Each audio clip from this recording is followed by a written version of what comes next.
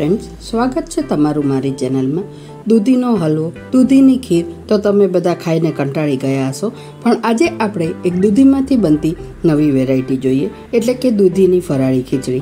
तमे पण जो आ रीते घरे बनावशो तो नाना मोटा सौने भावशे। तो चालो आपणे जोईए दूधीनी खीचड़ी। आ खीचड़ी जोई अने मारा विडियोने लाइक अने शेर करवानुं भूलता। फराળી દૂધીની ખીચડી બનાવવા માટે એક નોનસ્ટિક પેનમાં 3 થી 4 ચમચી તેલ લેવાનું છે। એ તેલ ગરમ થાય ત્યારબાદ તેમાં જીરું એડ કરવાનું છે। હવે જીરું તતળે ત્યાર પછી તેમાં અડધી ચમચી હળદર નાખવાની છે। જો તમે હળદર ન ખાતા હોય તો તે ઓપ્શનલ છે। હવે હળદર નાખ્યા પછી તેમાં લીલા મરચાંના કટકા એડ કરશું। તમે જે પ્રમાણે તીખું ખાતા હોય તે રીતે આદુ મરચાંની પેસ્ટ પણ એડ કરી શકો છો। હવે મરચાં સતળાઈ જાય ત્યારબાદ હવે આપણે તેમાં દૂધીનું ખમણ એડ કરશું। અહીંયા મેં દૂધીનું જાડું ખમણ કર્યું છે અને આ દૂધીને આપણે સાવ નીચોવીને પાણી કાઢી નથી નાખવાનું, થોડુંક પાણી રહેવા દેવાનું છે જેથી દૂધી નીચે ચોંટી પણ ન જાય અને તેમાં તેલ વધારે પણ ન જોઈએ। હવે આ દૂધી નાખ્યા પછી અહીંયા મેં ઝીણા બટેકા સમારીને લીધા છે। તમે બટેકાનું ખમણ, ગાજરનું ખમણ પણ એડ કરી શકો છો, પણ આ બટેકાના આવી રીતે કટકા કરીને ખીચડી સાથે લેવાથી ખીચડીમાં જે ક્રંચ આવે છે ચાવવામાં તે ખૂબ જ સરસ લાગે છે, એટલે મેં અહીંયા બટેકાના આવી રીતે કટકા કર્યા છે। હવે દૂધી અને બટેકાના બરાબર આવી રીતે મિક્સ કરી અને તેને ચડવા દઈશું। હવે તે ચઢે તે દરમિયાન આપણે તેમાં થોડુંક ફરાળી મીઠું એડ કરી દઈશું। અહીંયા મેં સ્વાદ મુજબ ફરાળી મીઠું એડ કર્યું છે। હવે આ મીઠું નાખ્યા પછી તેને એકવાર બરાબર હલાવી દેવાનું। હલાવી અને પછી તેને 10 થી 15 મિનિટ ધીમા તાપે ઢાંકીને થવા દેવાની છે। આ ખીચડીને ઢાંકીને 10 થી 15 મિનિટ થવા દેતા વચ્ચે વચ્ચે હલાવવું ખૂબ જ જરૂરી છે। આમ તો નોનસ્ટિક પેન હોય છે એટલે તેમાં ચોંટી નથી જતી, પણ જો તમે સાદા પેનમાં ખીચડી કરો તો થોડું તેલ વધારે પણ જોઈએ અને હલાવવું પણ જરૂરી છે।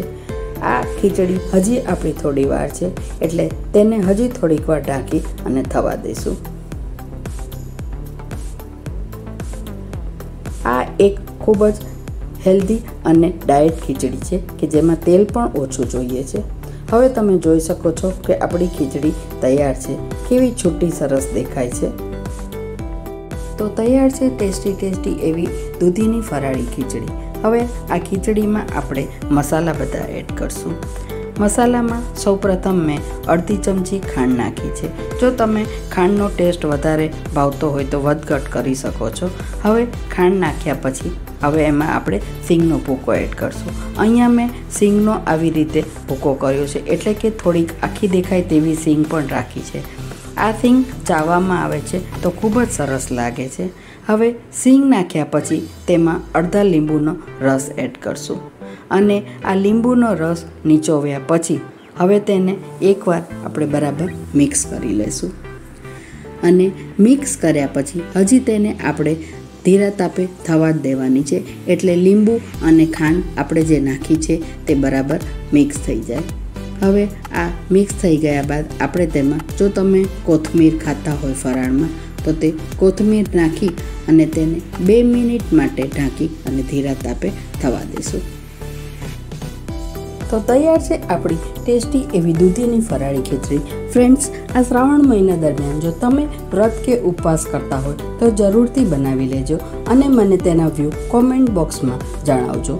જો તમે મારી ચેનલને હજી સુધી સબસ્ક્રાઈબ ન કરી હોય તો જરૂરથી સબસ્ક્રાઈબ કરી લેજો અને સબસ્ક્રાઈબ કરી લીધી હોય તો ખૂબ ખૂબ આભાર।